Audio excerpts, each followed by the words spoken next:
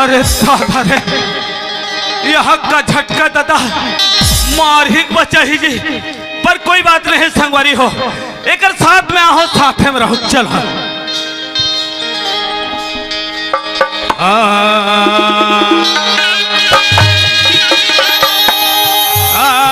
Hello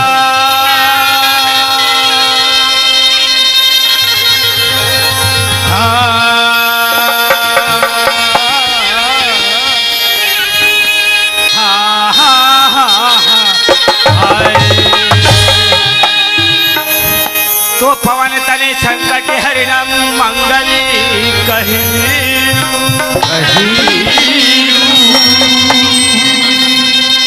Ram Lakhan Sita सहित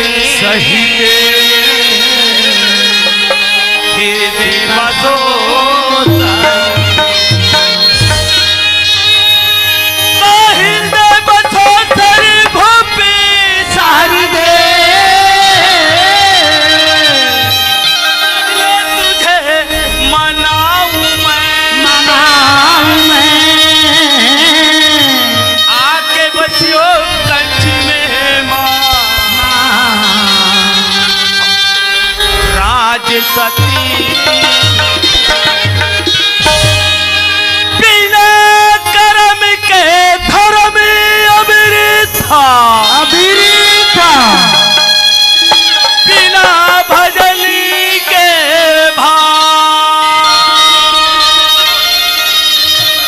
बिन भक्ति के नहीं मिले न मुक्ति भजले हूँ ना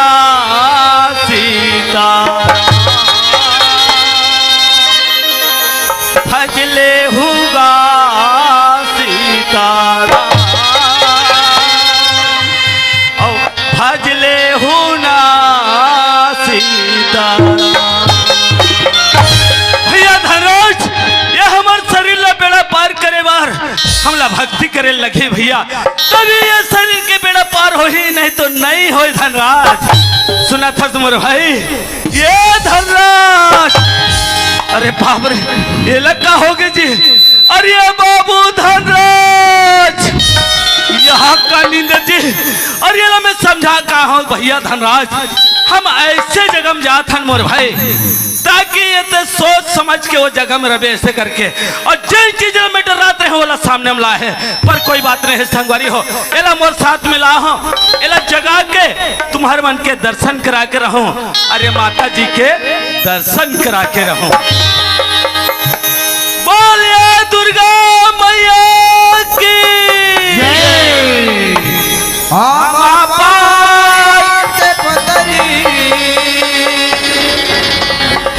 करेला पान के दो नाम हो,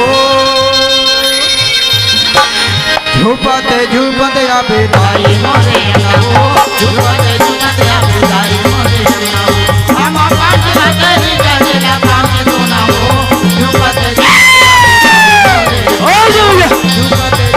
बेदाई मोरे नाम हो, झुपते झुपते या बेदाई मोरे नाम हो, झुपते झुपते या बेदाई मोरे नाम हो, झुपते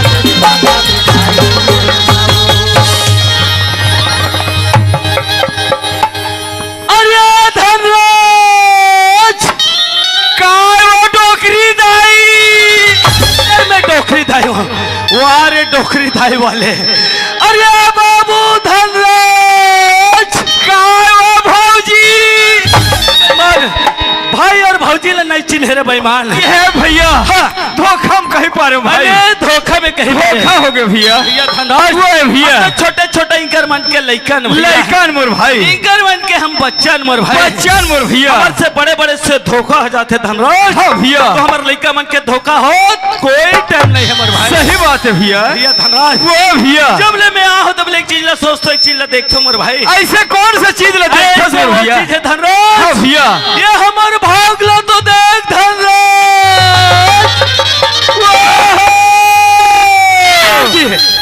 कसरे हाँ, मैं जब ले आया हूँ अच्छा तब ले देखा था, काला देखा था मोर भाई। यहाँ टमाटर भाई हुई मड़ाई में, अच्छा यहाँ मिर्चिया भाग, ये 10 रुपया धनिया भाग, धनिया भाग कहे धनिया भाग वाले जाओ वाला सील में पिसबे, वाला चाट के खाबे। ये हमार किस्मत के बात कथा भैया। भैया धन है हमारे भाग, धन है हमारे तकदीर भैया, तकदीर मोर भाई। क्योंकि गांव में मड़ाई के उपलक्ष्य में हाँ भैया आए के मौका मिलिस, अरे बहिनी मन से दर्शन करे के मौका मिलिस, हर मन से जय जोहार करे के मौका मिलिस संगवारी धनराज। वो भैया ये गंगा लो तो देख धनराज। हाँ कसरे अच्छा ये गंगा रे, ये गंगा है मोर भाई। त गंगा मन घनो साल ओढ़े रथे भैया, अब वो कैसे टुकुर देखा थे मोर भाई। कैसे रामनाथ हाँ, ते गंगा के पानी कते बन निकल थे रे ये भैया। धनराज हाँ, देख कैसे गंगा कथा मोर भाई। ये वो नहाए वाले बोहाए वाले गंगा, नहाए वाले बोहाए वाले गंगा ने धनराज। ये संत समाज रूपी गंगा माने गए गंगा मोर भैया। ये गंगा कौन ला मिलते जानते? ये कौन ला मिलते भाई? ये किस्मत वाले मिलते मोर भाई, ये तकदीर वाले मिलते भैया, वाले ही गंगा के दर्शन करे मिलते। हाँ भैया भैया धनराज वो भैया, गंगा के ऊपर लास्ट पार में कौन है? वो पार पीठ के नीचे में कौन बैठे तेरा देखा था? वो कौन है संगवारी? जटा वाले शंकर भगवान बैठे हैं मोर भाई। शंकर भगवान है, पाँव परे लगे मोर भाई। ठीक है भैया, पाँव पर ले भैया। बोलिए शंकर भगवान की जय। ओकर बगल में कौन बैठे तेला देखा था? ये हदे मन लगा था मोर भाई। हाँ भाई, ये मन कौन है भैया? माता पार्वती है भैया। ये माता पार्वती है, माता पार्वती है। ये करो प्रणाम करे लगी, ओकरो पाँव परे लगी। ठीक है मोर भैया, पाँव पर ले भाई। बोलिए माता पा पा पा पा पा पा पा वाले तेरे कहाँ के पाप पापा। बोलिए माता पार्वती की जय। ऐसे कथे हाँ भैया। और ये दे मुसुर दिखा थे कौन जानता? ये दिल कहा था कौन है भैया? ये लाल वाले हक कार्तिक भगवान, ये पार के? अरे पार के मुसुर मुसुर करत है ते गणेश भगवान है। कस भैया हाँ। ये कार्तिक हरे, ये कार्तिक ये है। गणेश भगवान ये है। गणेश भगवान है मोर भाई। अरे रामनाथ, हाँ। मैं आज तक के देखा मोर भैया। अच्छा। गणेश भगवान के बड़े बड़े कान होते हैं। कौन होते? यहाँ लंबा के सोट होते है हैं भाई। और मैं जब ले आ हो एक चीज नहीं दिखत है। आए संगवारी। का चीज नहीं दिखत है यार। मगर मुसवा कहाँ है? मुसवा कहाँ है तेरे काहे के मुसवा वाले? अरे भैया ये अंतरामी गणेश भगवान है मोर भाई। हाँ मोर भैया, अजने गणेश भगवान के दर्शन करते भैया। करते मोर भाई, हरि भजन कीर्तन करके जाते करते धनराज। मोर भैया। छोटे मोटे धरे हुए तो सुना ले मोर भाई। नाट चुन धने हो संगवारी। नाने चुन धरे है। हाँ भैया। वही नाने चुन सुला ले ले मोर भाई। ठीक है संगवारी। हाँ भैया। हाथ जोड़ के खड़े हो जाओ अच्छा मोर खड़े भैया। हो गए मोर भाई। हो गए भैया। हाँ भैया। ला ला ला ला ला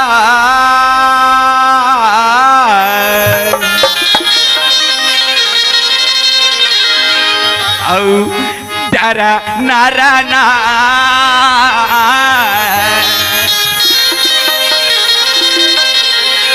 औ टिरी री री री वाले। तेरे कहा के टिरी रीरी वाले कचरे माला तो पूछो तोला। वो भैया तोला याथेत कह कर नहीं आए तो चुप पे रह कर। ये भैया। काय टिरी रीरी हरे। भैया हाँ। सुना था संगवारी। अच्छा। भगवान के भजन गाए से पहले पहले स्वर धरे जाते मोर अरे भाई। स्वर से कहा था। स्वर से बोला था भैया भैया। धनराज। वो भाई चल, स्वर से लगा मोर भाई। ठीक है मोर भैया। हाँ भैया। तो घर ले निकले तोर दादा मरे मोर सदा मरे। वाह भैया। विपद पड़े तोर भाई जी। भाई। वाह भाई। आधा रास्ता में तोर भाई छोड़े औ करनी करे तोर दाई। कचरे बेईमान घर निकलत कब मोर दादा मरीज एला बताबे तक ठीक होई नहीं तो ठीक नहीं होई बाबा। ये भैया। हाँ। अगर तोला साफ साफ नहीं बताऊं हाँ। ते नहीं समझ में अरे मोर मत भाई। समझ से बाहर है यार। और जब ते नहीं समझस हाँ। ते यहाँ दे मन काला समझे भैया। सही बात है मोर भाई। ये मन तो मोला यह ठेंगा धर के कुदा डाली। खुदा डाली भैया। ये सुनो था सब। एक एक समझा दे मोला भाई। भैया हाँ। अरे जब राजा राम ला 14 वर्ष के वनवास हो जाते भाई। बनवास हो जाते धनराज। राजा दशरथ तड़प तड़प के अपन प्राण ला त्याग देते मोर भैया। प्राण ला त्याग देते मोर भाई। भैया हाँ। और विपत पड़े तोर भाई।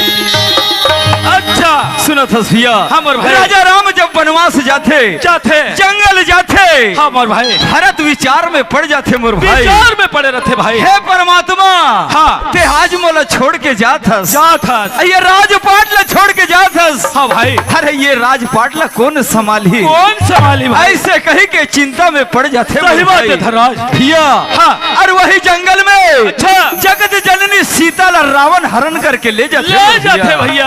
अरे ये सब काकर खेले ये जाते काकर खेले भाई। रामनाथ। हाँ। ये कई के खेल मोर अच्छा ये भाई। कई कई के खेले हैं। ये बात ला तोला समझात रहे मोर सही भैया। बात है धनराज। हाँ भैया। ये रामायण की बात है मोर ये भाई। रामायण के बाद बहुत अच्छा जगल बताए भैया। हाँ भैया। तो कि ये जगल बताए ताकि मैं जान रहा हूँ कि रामायण की बात है भैया। हाँ मोर भाई। बड़ा सुखर लगी धनराज। हाँ भैया। एक रे साथ मोले एक भजन और सुना दे मोर भाई। एक भजन सुनना चाहता मोर भाई। हाँ मोर भाई। सुना था रामनाथ। चल सुना मोर भाई। आज ये संसार में हाँ। ये दुनिया में अच्छा ये मानव जीवन अनमोल है मोर अनमोल है धनराज। भैया। हाँ। आज हन काली नहीं हन। सही बात ये है भाई। शरीर के कोई ठिकाना नहीं है एकर मोर कोई भैया। भरोसा नहीं है मोर भाई। हिला तो कथे मोर भाई। का कथे भाई। बड़ा भाग्या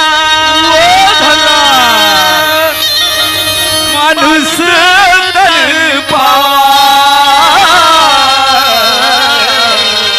वो धनराज। सुनत हस भैया। हाँ भाई। और सुन दुर्लभ सब सही बात है धनराज। भैया।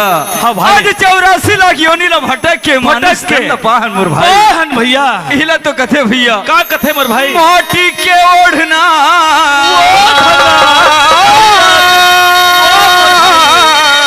धनराज।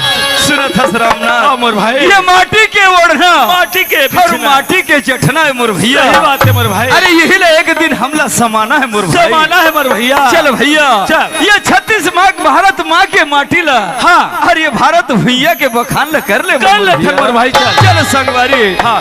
माटी है रे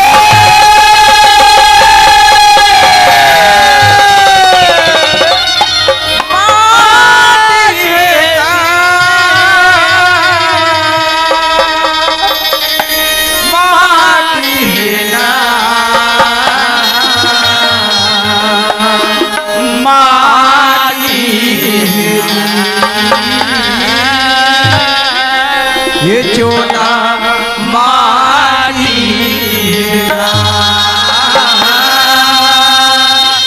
ये काया मारी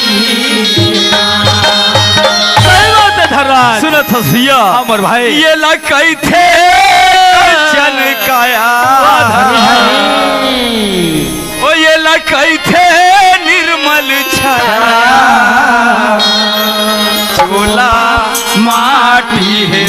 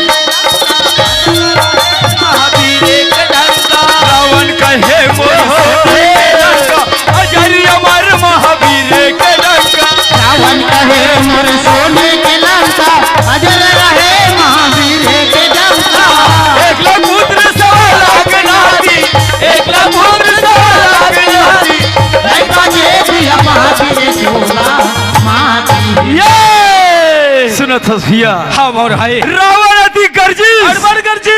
अति गोकर अहंकार मोर भाई। हाँ भैया। यह मोरा पूरा परिवार है कहीं एक लाख पुत्र 1.25 लाख नाती है। लेकिन सुनत हस भैया। हाँ भाई। आज काकरो घमंड काम नहीं दे मोर भाई। नहीं दे भैया। एक दिन हाँ ओकर घमंड चूर हो जाते हो भैया। जाते भैया। आज रावण कर एक छो दिया बाती बरिया नहीं नहीं मिली बाजी भैया। भाई। इला तो कहते रामनाथ कहते भाई। ओ ये ला कहते कंचन काया ओ ये ला कहते निर्मल छाया बोला माटी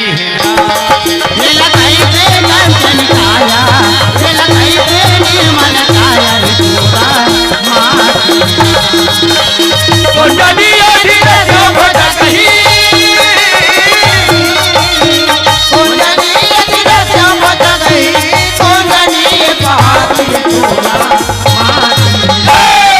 ये ला कहते कंचन काया बोला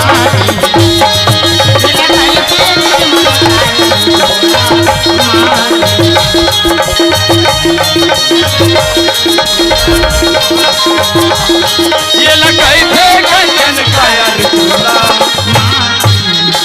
ये लगाई थे कंचन काया चूला पानी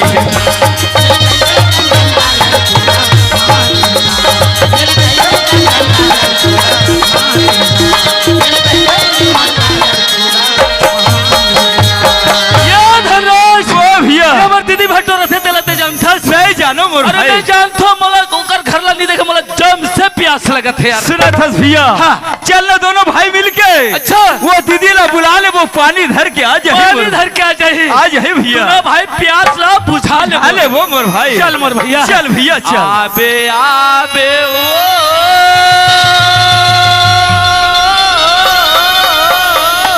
आ जा बहनी। अरे आबे आबे आजा आजा आजा बही आजा आजा आजा दीदी वहाँ दे आवाज है भाई आजा बहनी आजा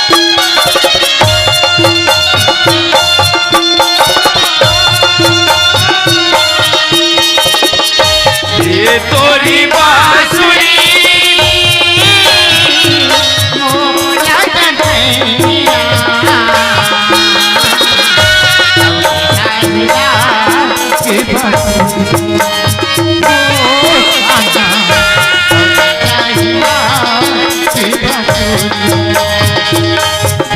तोरी बांसुरी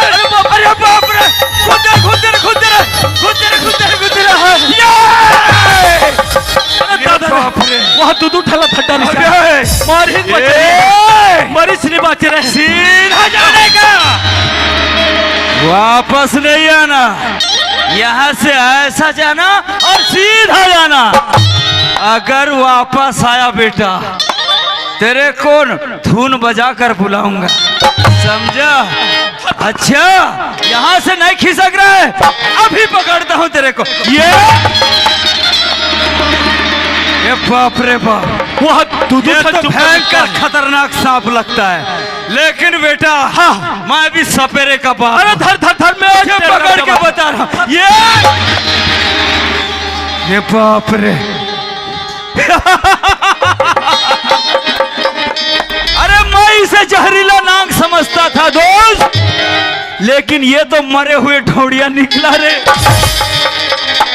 कसरे बेईमान काहे ये दूध ठल मरे हुए ढोड़िया ला ये अरे बाप रे अरे दादा ने बोला चाप दे दादा अरे बाबू वो दूध ठल सांपला धर के मोला पिमला कर दे अरे भैया धर ले धर अरे अरे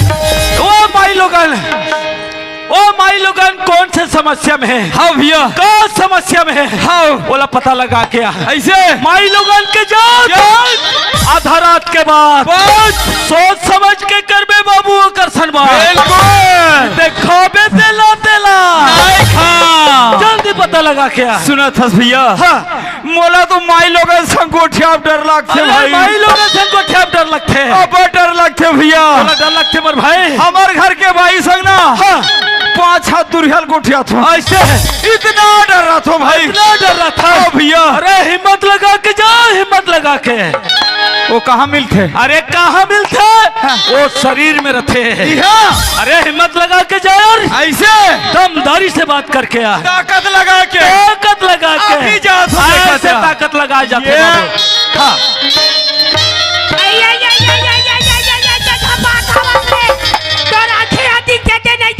ए भाई सोच समझ के बात कर बता था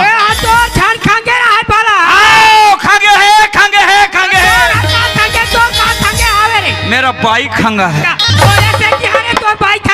का तोर आदमी है कि नहीं है मैं जाना था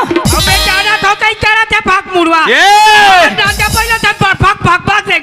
सुना था हमार गांव है स्वच्छ भारत निर्मल अभियान हो गया हाँ यह तीर्थाखार में बैठना सख्त मना है और जे तीर्थाखार में बैठिस उसको 5,000 रुपए जुर्माना अगर तोला इमरजेंसी जमाई से छोही वो पैसा मेरे दे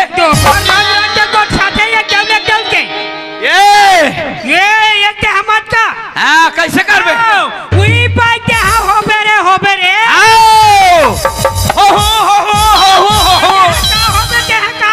मैं हाँ ये गांव के बाबू हूँ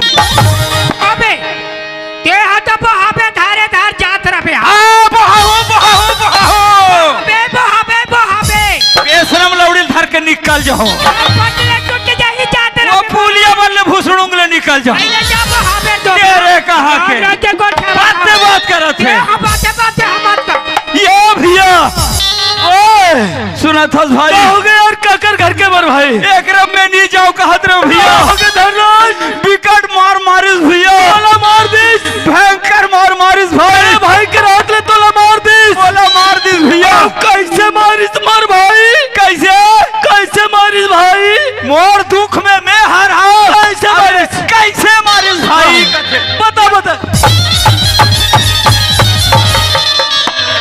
कसरे भाई माल तते मोला मार बराई ये दे ऐसे मारिस ऐसे मारिस तते मोला मार के बताबे तब तो समझास मोर भाई ऐसे अब भैया अधिक पान तोला मारने वाला अधिक पर मोला मार दिस कौन होते कौन होते कौन मारने वाले होते चल कोने दे चल तो भैया अरे बाप रे अरे बाबू ये मामूली नारी नो है बाबू ये कौन हरे यही नारी के खातिर अच्छा 10 मुड़ी काटे गए हैं मोर ये के ठन मुड़ी है यही नारी के खातिर हाँ 16 के लंका जलाए गए हैं हमार घर खपरा के है ये वो नारी है बाबू हाँ ये माता देखा कर घर के अस्थाई बोला नहीं चिन्हे भाई नहीं चिन्हा तो दाई मैं ये जगह पटेल खा के हारूंगा पटेल घर के रो कथिया हाँ अब कौन गाँव ले आजू आई तो तोर पिटाल वाले तोर बड़े दीदी न होगा बड़े दीदी पिटाल वाले आई वाह, हाँ। बड़े दीदी पापा दीदी तोला पाव परेला थक नहीं आ रही माटारी दादा ये पिछू डाले परथे मला तोला पूछ ये हाँ मैं तो लिया पूछता अच्छा आगू डाल पाँव पर बे हाँ खुशी रहा बेटा कहीं का आशीर्वाद दे आशीर्वाद देते बाबू पाछू डाल पाँव पर बे ऐसा ये आशीर्वाद दीदी ये दीदी अरे आई काएगा ये तुरंत समय जब ला हो तबले मोला ये मैं देखा दावा था फटोट ला थे आई हागा तय कहाँ जा थेला मोला बताओ आई मैं हागा हाँ मैं कृष्ण भगवान के मंदिर में मैं पूजा करे जाता हूँ भाई अच्छा वो बंसी बजैया के है हाँ। वो दही लुटैया के है आई हाँ। धनराज वो भैया हमारे बड़े दीदी कहाँ जाते भाई करिया को पर परियम जात या कोपार परियम जाते अरे वो मंदिर में पूजा करे जाते पूजा करे जाते हमार दीदी भक्ति ले अच्छा दीदी के साथ में जाबो हाँ भैया हाथ जोड़ के खड़े हो जाबो हाँ मोर भाई हमार बापू भाई सुरत हस दीदी आई क्या है भाई चल तीनों भाई बहन मिलके हाँ। वो भगवान के भजन ला कर ले वो दीदी ये बात चल बहनी चल चलो दीदी जाबो आई तोरे बांसुरी बसरी बसरी बसरी बसरी बसरी बसरी आई मोला का तोला तोला तोला तोला तोला तोला तोला साउथी साड़ी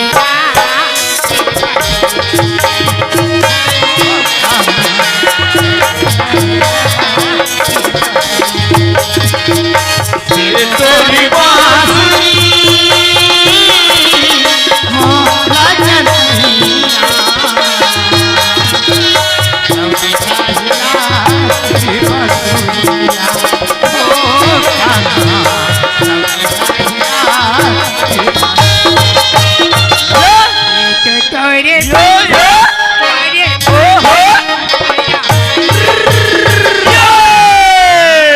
साउथी साड़ी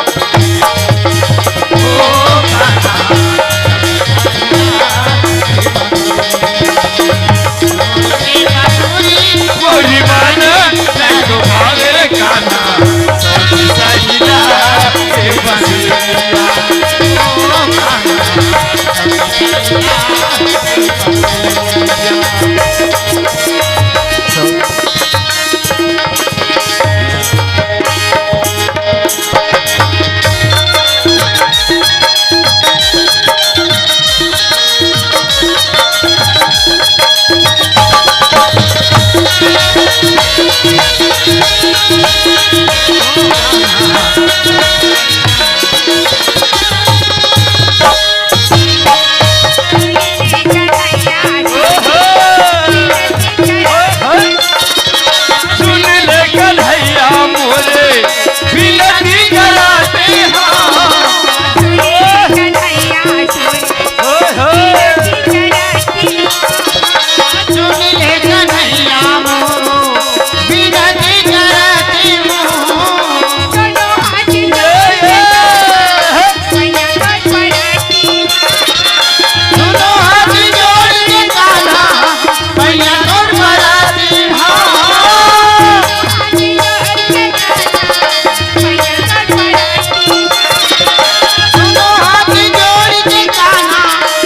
मैया कर परती